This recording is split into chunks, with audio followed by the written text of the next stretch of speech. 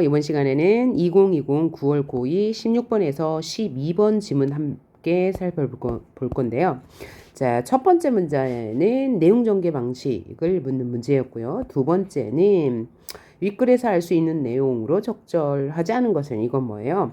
세부 내용을 묻는 문제고요. 40번은 기억의 의미 추론. 그 기억에 나온 문단을 보고 풀면 되겠고요. 그 다음은 사례 적용 문제네요. 과자 소비량, 비용 편익 나왔어요. 그래서 비용과 편익에 관계된 지문을 읽고 풀면 되겠고요. 그 다음 42번 사례 적용 문제인데 한계 비용 곡선, 평균 비용 곡선, 생산량, 수입 나오면 풀면 되겠고요. 나머지 어휘 문제는 맨 나중에 풀면 되겠습니다.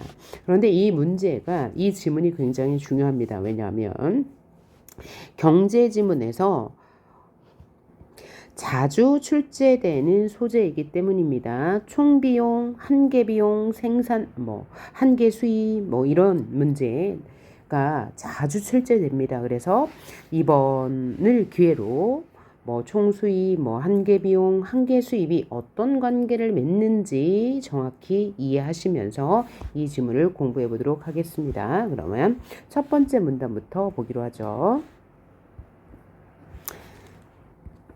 가계, 기업, 정부는 경제 주체로서 가계는 소비, 기업은 생산, 정부는 정책 결정 시 합리적인 선택을 하기 위해 노력한다. 이때 합리적인 선택을 하려면 편익과 비용을 충분히 고려하여 편익에서 비용을 뺀 순편익이 가장 큰 대안을 선택해야 된다. 그러니까 뭐야? 순편익이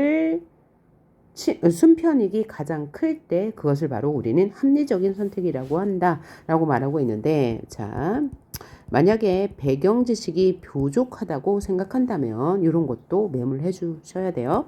순편익은 무엇에서 무엇을, 편익에서 비용을 뺀 금액을 순편익이라고 하고, 순편익이 가장 큰 선택을 뭐라고 한다고요? 합리적인 선택이라고 한다라는 거예요.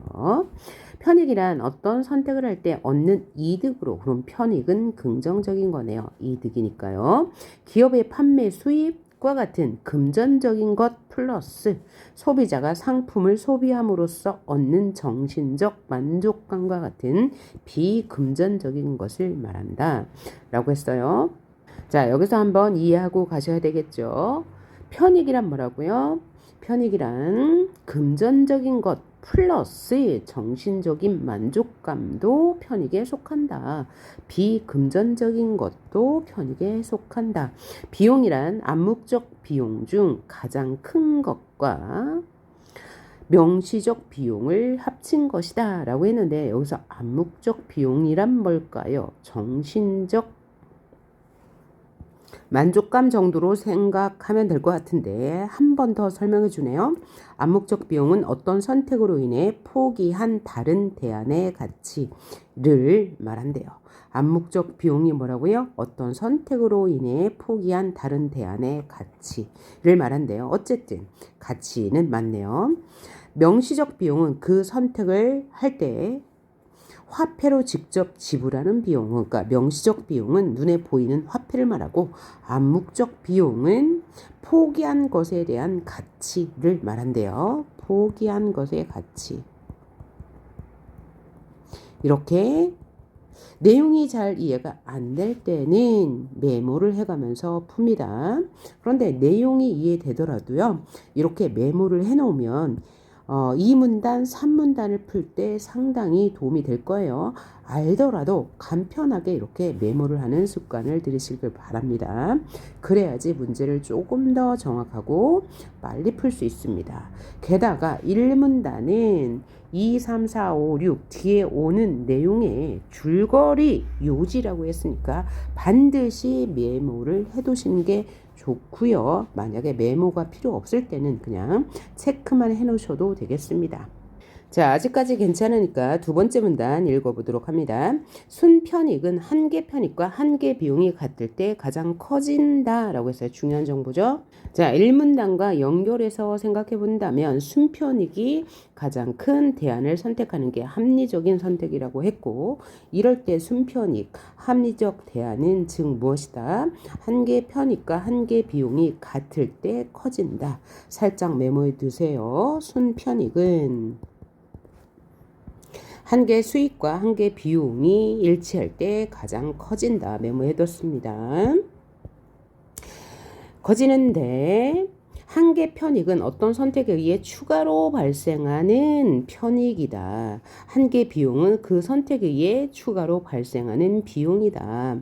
예를 들어 볼펜을 한 개 더 살지 말지 하는 소비자의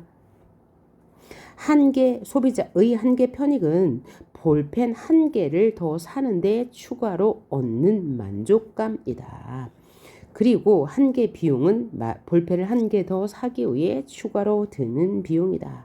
그러니까 이해 가셨죠? 한계 편익은 어떤 물건을 추가로 더 구입할 때 수요자의 입장에서 본다면 그때 얻게 되는 만족감이고, 한계 비용은 어떤 물건을 추가로 더 구입할 때 드는 비용을 말한다. 이때 비용은 명시적 비용도 있고 암묵적 비용도 있다고 했습니다. 그래서 1, 2문단 이렇게 연결해서 생각해 보시고요. 계속해서 3문단 읽어보도록 합니다. 기업은 상품을 얼마나 생산하면 이윤을 극대화할 수 있을지 한계 비용과 한계 수입을 고려해 합리적인 판단을 내릴 수 있다. 자, 이번에는 위에까지는 볼펜을 사는데 어떤 추가로 드는 비용이 한계 비용이고 추가로 얻는 만족감이 한계 편익이다. 수요자의 입장에서 말했다면 이번에는 기업의 입장에서 설명하네요. 기업이니까 공급자의 입장에서 설명하는 거네요. 기업은 역시 한계 수익과 한계 비용을 고려해서 합리적인 판단을 내릴 수 있다. 그러니까 1, 2문단에서 얘기한 순편익, 한계 수입, 한계 비용을 기업으로 그대로 적용하면 된다는 얘기죠. 기업 입장에서 한계 비용은 아까 한계 비용이 뭐라고 그랬죠? 소비자의 입장에서 어떤 물건을 추가로 구입할 때 지급하는 비용이라고 했어요. 그러면 기업 입장에서 한계 비용은 상품 생산량을 한 단위 증가시키는데 추가로 드는 비용 같은 얘기죠. 한계 수입은 상품을 한 단위 더 생산하여 판매할 때 추가로 얻는 수입. 이해가죠?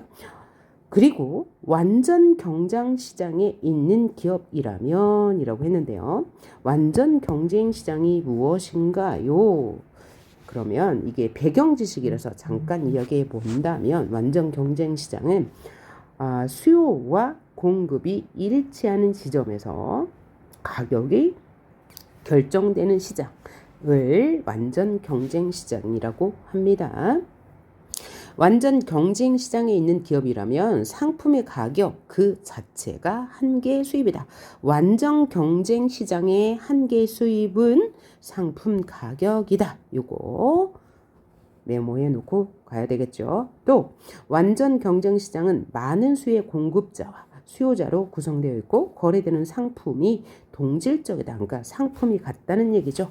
그리고 개별 공급자나 수요자가 시장 가격에 영향을 미칠 수 없다라고 했는데 이 얘기를 풀어서 설명하자면 어떻게 이해할 수 있냐. 완전 경쟁 시장은 수요와 공급에 의해서 가격이 결정되잖아요.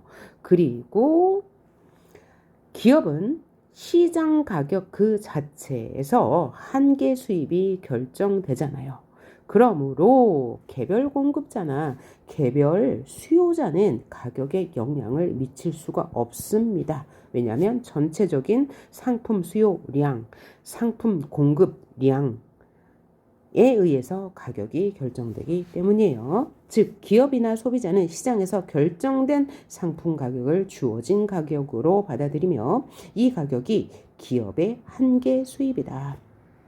또한 상품을 사려는 사람들이 많아져서 시장 수요가 증가하여 시장 수요가 증가하면 상품 가격이 올라요.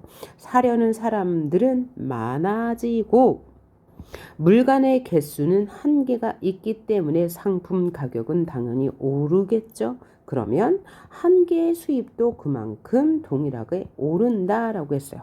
그러면 자, 시장 가격 자체가 한 개 수입이죠. 그러면 수요자가 많아졌어요.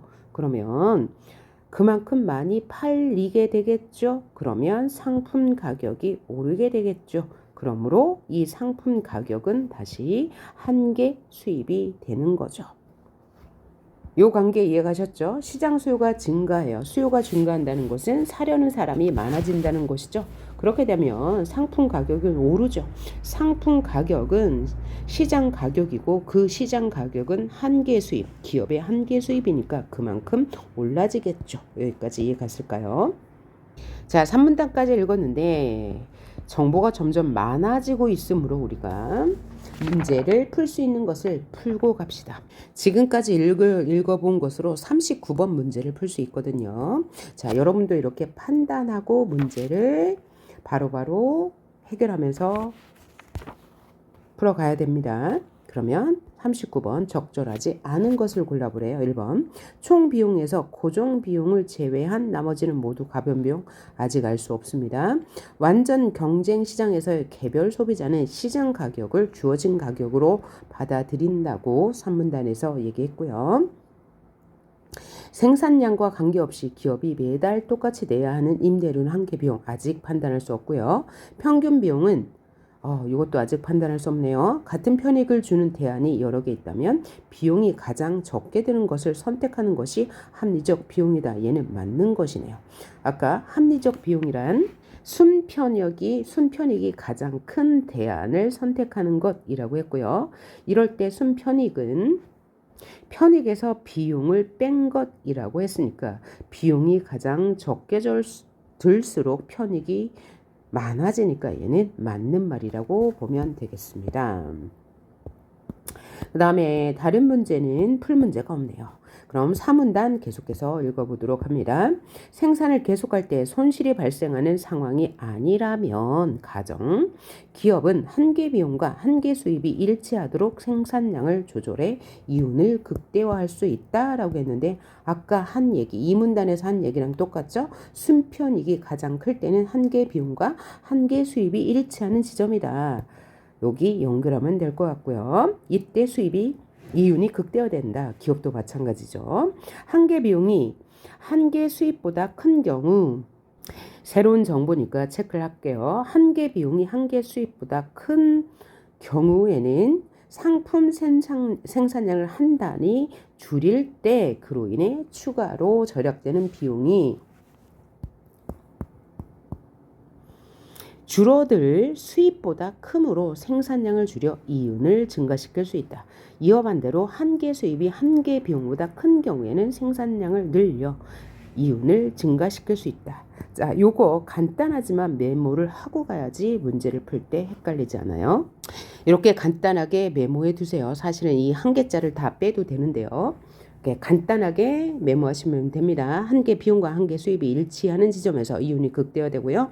한계 비용이 한계 수입보다 크면 생산량을 줄여서 이윤을 증가시킬 수 있고 한계 비용이 한계 수입보다 작은 경우에는 생산량을 늘려서 이윤을 증가시킬 수 있다라고 말했어요. 그 다음 5문단 읽어봅니다. 그런데 생산을 계속할 때 이윤이 남는 것이 아니라 오히려 손실을 볼 수도 있기 때문에 생산량을 증가하는데 생산을 계속 하는데 이윤보다 오히려 손실을 볼 수도 있대요.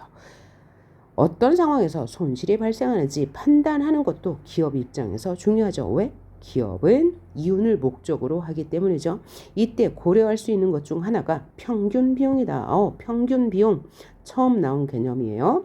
평균 비용은 어떤 양의 상품을 생산하는 데 투입된 총 비용을 생산량으로 나눈 것이다.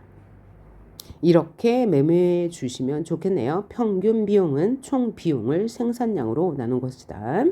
상품을 한 단위 생산하는데 드는 평균적인 비용을 평균 비용이라고 한다. 여기에서 총 비용은 고정 비용과 가변 비용으로 구분된다. 또 새로운 내용. 한 개 비용이 총 비용 중 가변 비용에만 영향을 받는 것과 달리라고 했으니까 체크해 둡시다. 한 개 비용은 가변 비용에만 영향을 받고 이것과 달리 평균 비용은 고정 비용과 가변 비용에 모두 영향을 받는다. 이것도 중요한 정보니까 이렇게 체크해 두고 갑시다. 평균 비용은 고정 비용과 가변 비용 모두 영향을 받는다. 이렇게 플러스로. 또 고정 비용은 생산량에 따라 변하지 않고 일정한 크기를 유지하는 비용으로 생산량이 많든 적든 매달 똑같이 내야 하는 임대료가 그 예이다. 그러니까 평균 비용은 임대료야 라고 생각하면 되겠네요. 또 가변 비용은 생산량에 따라 달라지는 비용으로 각종 재료비, 가변 비용, 상품 생산을 늘리기 위해 추가로 드는 직원에게 지급되는 보수 등이 그 예이다. 그래서 가변 비용은 추가로 드는 비용이다. 그리고 이 가변 비용은 한 개 비용에 영향을 준다라는 것도 이어서 연결해서 이해하시면 좋겠고요. 자, 지금 5문단까지 봤는데요. 앞으로도 6문단, 7문단이 남았습니다. 그러므로 5문단까지 풀 수 있는 것 풀어보도록 합니다. 41번 풀 수 있습니다. 41번 한번 풀어볼게요. 적절하지 않은 것을 골라요. 자, 볼까요? 독서 후 심화 활동인데 글의 내용을 아래 상황에 적용해보자 라고 했습니다. 3,000원을 가지고 가게에 간 값은 1,000원, 각각 1,000원이라고 했으니까 각각 1,000원인 땡땡 과자와 땡땡 음료수 둘 다 1,000원이네요. 자, 과자도 1,000원, 음료수도 1,000원. 니은을 모두 사고 싶지만 먼저 땡땡 과자 소비량을 합리적 선택을 통해 결정하기로 했다. 과자를 사기로 했대요. 과자 소비량에 따른 비용과 편익은 아래 표와 같다. 비용에는 값이 과자 소비로 포기한 음료수 소비의 가치를 금전적으로 환산해 반영했으며, 그러니까 비용은 바로 뭐다? 과자 소비로 포기한 음료수 소비의 가치, 이게 비용이라고 말했고요. 금전적으로 환산한 명시적 비용이네요. 그리고 편익은 과자 소비의 만족감을 고려해 각 소비량만큼 과자를 사기 위해 값이 지불할 마음이 있는 최대한의 금액을 편익으로 했대요. 값의 소비에 영향을 미치는 다른 조건은 모두 무시한다. 그럼 얘를 판단해 보도록 합니다. 자, 값이 과자 소비에서 얻은 순편익은 과자를 3개 살 때보다 1개 살 때 더 크군 이라고 했어요. 아까 순편익은 어떻게 계산한다고 그랬죠? 자, 1문단에서 순편익은 편익에서 비용을 뺀 값이라고 했습니다. 그러면 과자 3개를 샀을 때 순편익은 편익에서 비용을 뺀 거죠. 9,500원에서 9,000원을 빼니까 여기다 써놓을까요? 순편익은 3개 샀을 때 500원, 그 다음에 1개 샀을 때는 4,000원에서 2,500원을 빼니까 1,500원. 뭐가 더 큰가요? 1개 샀을 때가 순편익이 더 크네요. 그럼 맞는 말. 선지 2번. 값이 과자 소비량을 합리적으로 선택하여 과자를 샀다면 음료수 1개 값이 남겠군. 그럼 합리적 선택은 순편익이 가장 큰 값을 말하니까요. 순편익이 과자 2개 샀을 때는 2,000원이네요. 그러면 가장 컸을 때는 과자를 2개 샀을 때네요. 과자 2개 샀을 때는 2,000원. 가장 순편익이 작은 것은 3개 샀을 때 500원이니까 2,000원에서 500원을 빼면 1,500원이 남죠. 1,500원이 남으니까 과자 음료수 하나 1,000원이니까 음료수 한 개 값이 남겠군 했으므로 맞는 말. 그다음 선지 3번. 갑이 과자 소비량을 0개에서 1개씩 늘릴 때마다 얻는 한 개 편익은 점점 줄겠군. 그럼 한 개 편익을 계산해 봐야 되겠네요. 한 개 편익은 이 문단에서 뭐라고 했습니까? 어떤 선택에 의해 추가로 발생하는 편익이다. 편익이며 한 개 비용은 추가로 생산할 때 발생하는 비용이다. 그러면서 얘까지 들었어요. 자, 그럼 바로 적용해 볼 수 있겠죠. 그러면 0개에서 하나 살 때 얼마가 더 들었죠? 4,000원. 그러면 한 개일 때 한 개 편익은 한 개 구입할 때 4,000원이고요. 그 다음에 4,000원에서 7,500원 두 개 살 때 얼마가 더 늘었죠? 3,500원이 늘었으니까 두 개 살 때는 한 개 편익이 3,500원, 세 개 살 때는 7,500원에서 9,500원이 되었으니까 9,500원에서 7,500원을 빼니까 2,000원이네요. 한 개 편익은 점점 줄고 있네요. 그래서 한 개 편익은 점점 줄겠군. 맞는 말. 4번. 갑이 과자 소비량을 2개에서 3개 늘리기 위해 추가로 드는 비용. 이게 뭐라고요? 한 개 비용. 은 추가로 얻는 만족감은 뭐죠? 한 개 편익. 보다 크겠군이라고 했는데 한번 계산해 볼게요. 자, 한 개 비용도 역시 제품을 하나 더 살 때마다 추가로 드는 비용이라고 했죠. 그래서 0개에서 한 개 살 때 얼마 들었어요? 2,500원. 한 개일 때 한 개 비용은 2,500원. 그 다음에 2 개로 늘렸을 때 5,500원이 됐어요. 5,500원에서 2,500원을 빼니까 3,000원.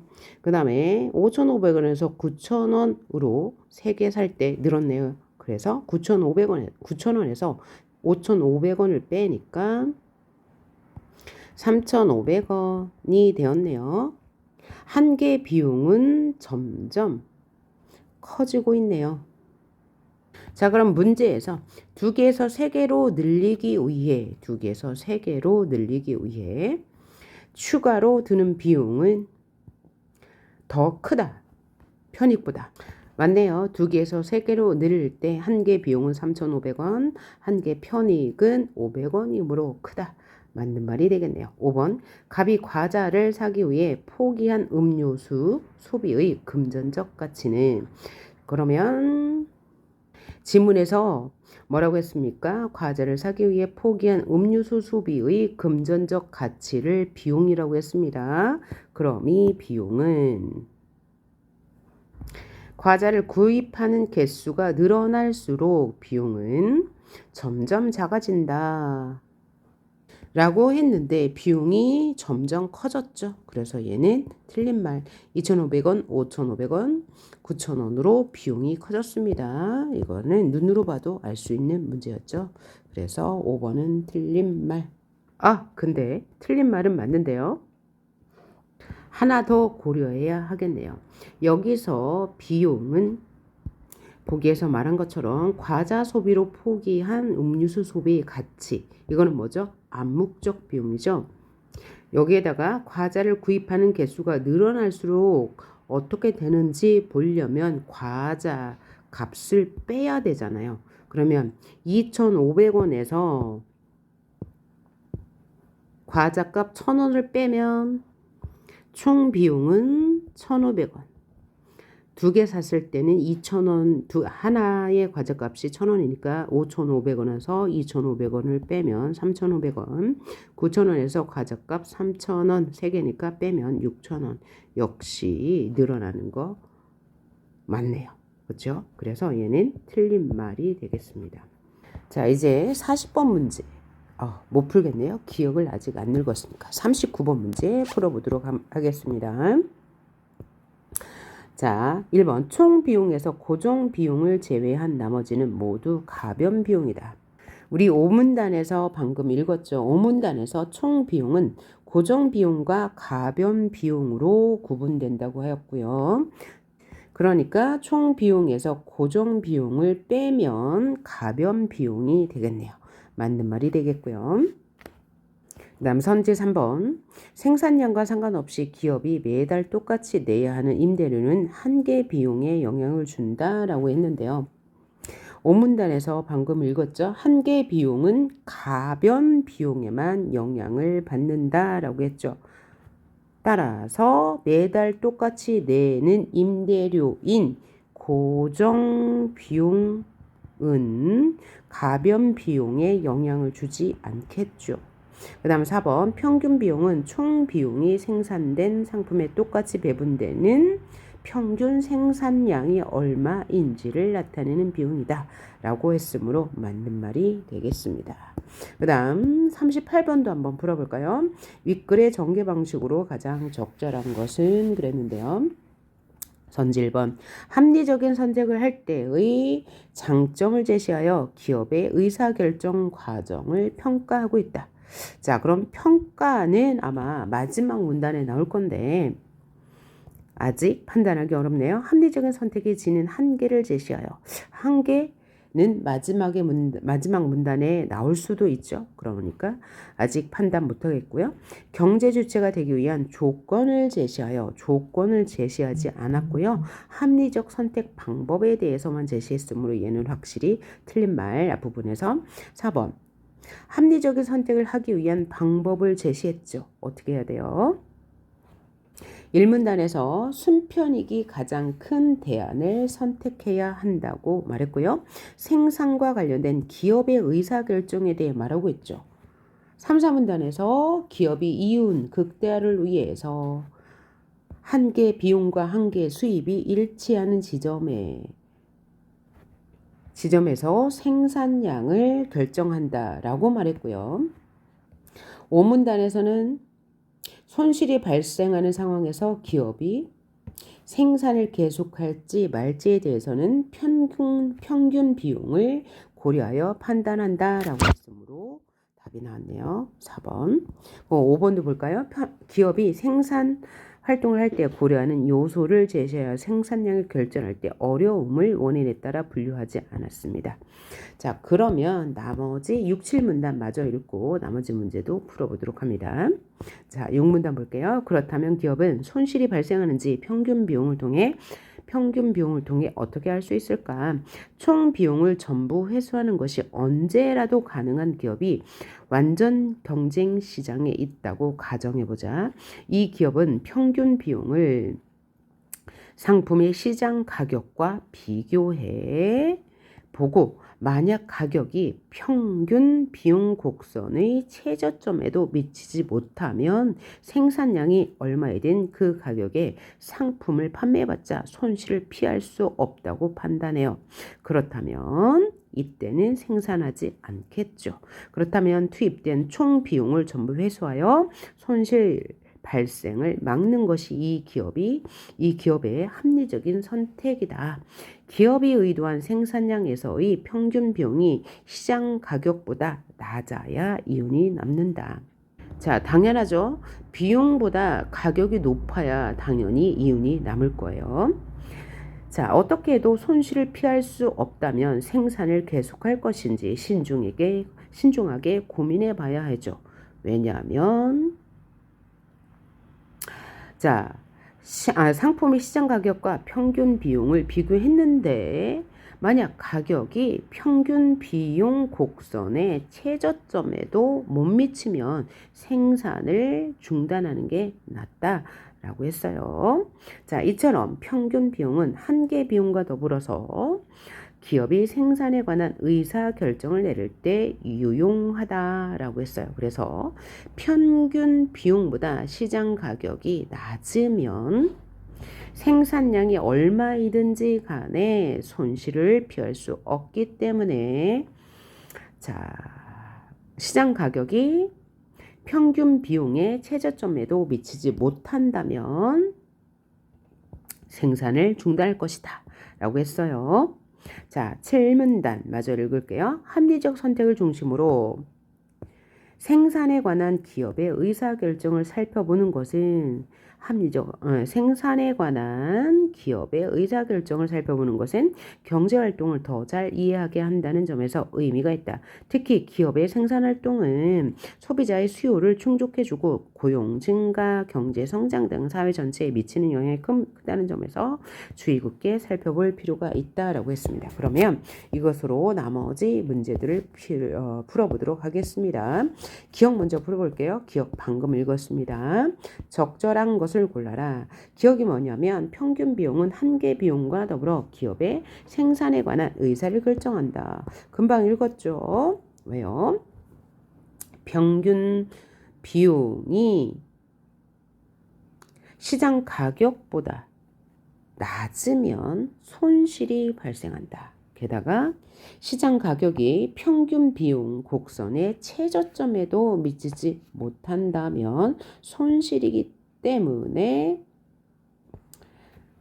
투입된 총 비용을 회수하여 손실을 막을 것이다 라고 했습니다. 그러면 1번 볼게요. 가장 적절한 것을 고르는 거예요. 평균 비용은 고정 비용이 얼마인지, 한계 비용은 가변 비용이 얼마인지 아니죠. 평균 비용은 시장 가격이 왜 오르는지 이거 아니고요. 평균 비용은 생산을 멈춰야 하는 시기가 언제인지, 한계 비용은 생산에 드는 암묵적 비용이 언제인지 알아볼 때 유용하다. 아니죠. 뭐가 들어가야 돼요? 생산량이 들어가야 되죠. 평균 비용은 생산량을 중단할 만한 상품의 가격이 얼마인지, 이게 바로 생산 가격, 평균 비용 모두 나왔으니까 맞는 말이네요. 또 한계 비용은 이윤을 늘리기 위해 도달해야 할 생산량이 얼마인지 알아볼 때 유용한 거죠. 자, 그러면 다음 문제 응용 문제 풀어보도록 합니다. 보기는 완전 경쟁 시장에 있는 어느 기업에서 생산하는 상품과 관련된 비용과 수입을 나타낸 것이다. 윗글을 바탕으로 적절한 것을 골라라 라고 얘기했고요. 그 다음 또 봐야 하는 것이 그래프에 해당하는 조건이죠. 자, 그래프는 오른쪽이 생산량이고요. 왼쪽이 비용 또는 수입이고, 자, 요 곡선이 한계 비용, 그 다음에 평균 비용 곡선이 있네요. 현재 생산량은 Q1, Q0. 상품의 시장 가격은 P0. 그러면 여기가 최대 이윤을 얻을 수 있는 지점이네요. 질문에서 뭐라고 했습니까? 아직까지는 판단할 수 없겠네요. 자, 현재 생산량이 여기에요. 여기가 현재 생산량. 이 기업은 언제라도 총 비용을 전부 회수할 수 있으며 생산한 상품은 생산량이 얼마이든 모두 판매된다고 전제한대요. 그러면 적절한 걸 골라봅시다. 선지 1번. 생산량을 Q1으로 유지하면 Q0로 유지하면 평균 비용이 한계 수입보다 작음으로 이윤이 극대화된다. 안 되죠. 자, 이 그래프도 그래프지만 평균 비용이 한계 수입보다 작으면 이윤이 극대화되나요? 아니죠. 이윤이 극대화되는 지점은 한계 수입과 한계 비용이 일치하는 지점이 수입이 극대화되는 지점, 이윤이 극대화되는 지점이라고 말했죠. 지문에서. 그래서 틀린 말인데 생산량을 Q1으로 유지하면 이윤이 극대화되는 점은 맞아요. 그런데 그 이유가 틀린 거예요. 왜냐하면 생산량과 가격이 일치하는 지점이 바로 이윤이 극대화되는 지점이죠.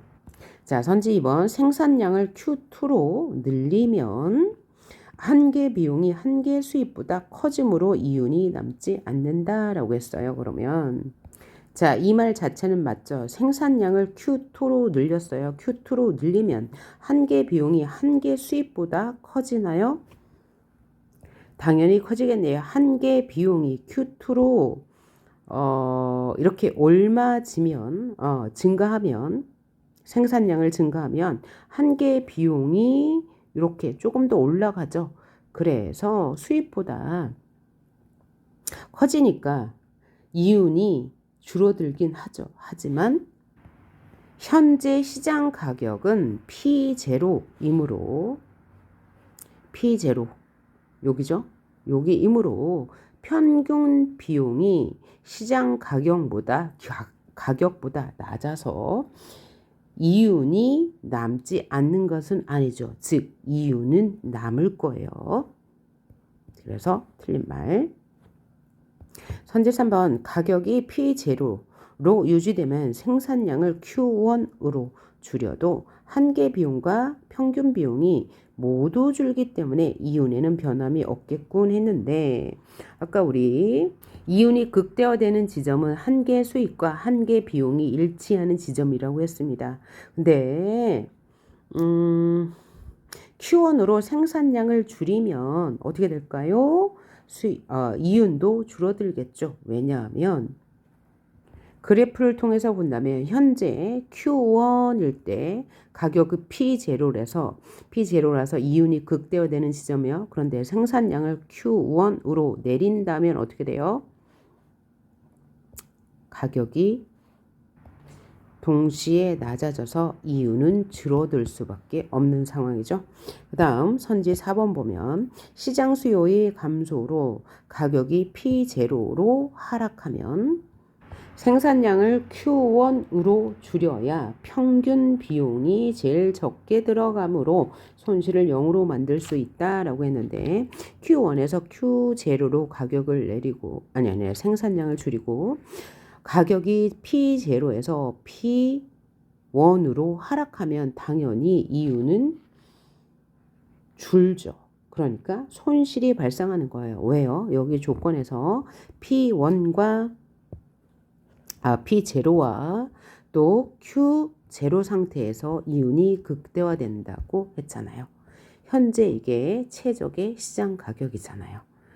그리고 육문단에서도 뭐라고 말했습니까? 평균 비용 곡선의 최저점에도 못 미치는 지점에 가격이 형성되면 생산량이 얼마이든 간에 상품을 판매해봤자 손실을 피할 수 없다고 했죠. 그런데 P0 가격은 평균 비용 곡선의 최저점에 못 미침으로 여기는 어떻게 생산량을 조절해도 손실을 볼 것이다 라고 판단할 수 있죠.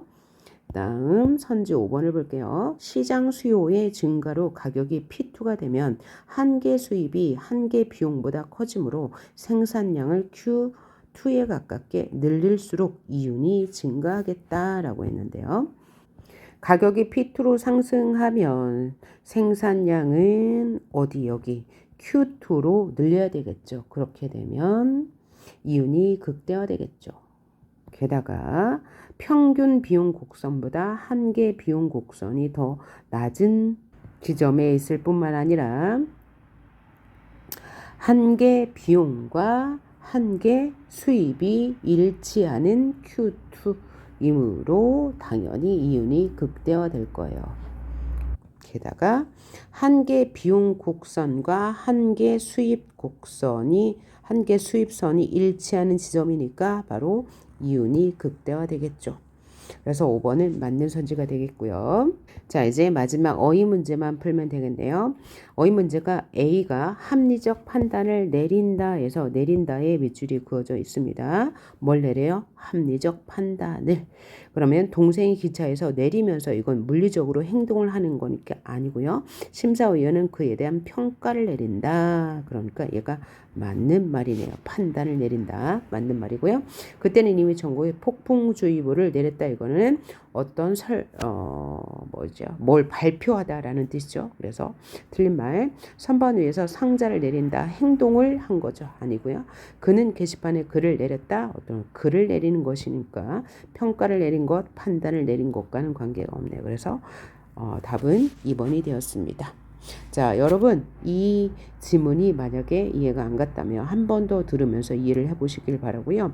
이런 유형의 경제 문제는 반드시 익혀두고 이해하고 가셔야 됩니다. 이런 문제 유형은 고 1, 2, 3 수능 모의고사에 자주 출제되는 유형입니다. 자, 수고하셨습니다.